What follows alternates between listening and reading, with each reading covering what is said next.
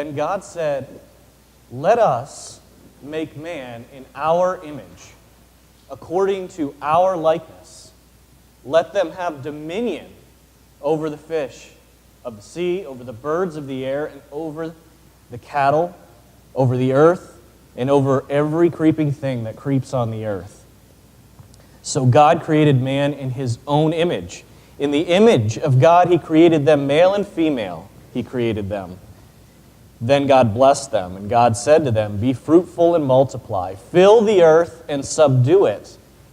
Have dominion over the fish of the sea, over the birds of the air, and over every living thing that moves on the earth."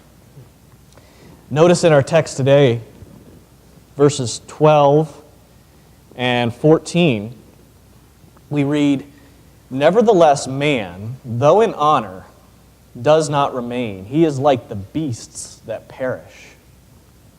Like sheep," verse 14, "they are laid in the grave. Death shall feed on them." Quite a contrast here between how man was created by God to be the pinnacle of creation and to subdue it and rule over it. But yet, we find in our passage today that we see the tragic effects of the fall. Man is now, for all purposes, at the level of beasts. There's no difference.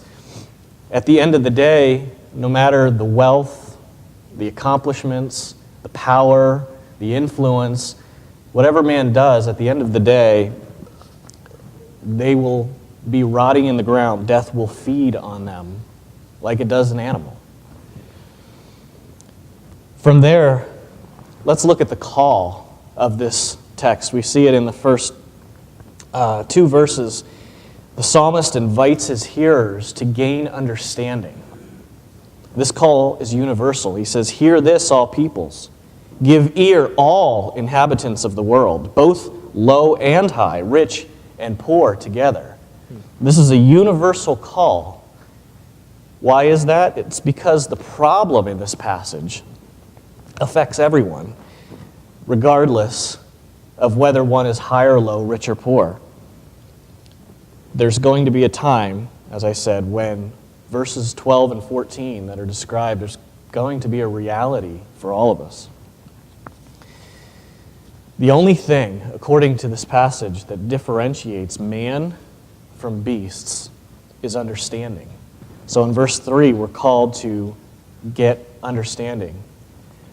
In verse 20, it says, "A man who is in honor, yet does not understand, is like the beasts that perish." At the end, the only difference, this flattening that's occurred because of the fall, where animals, man, rich, poor, high, low, the only difference is understanding. So what is the content of this understanding? First, in verse 8, we need to know and understand that the redemption of our souls is costly. This is why there's no distinction between high and low, rich or poor, between man or beast. Unlike animals, man does have a soul, but that soul is hopelessly corrupt, and the redemption of man's soul is more, it costs more than anyone can pay. Secondly, we need to know that there is a resurrection.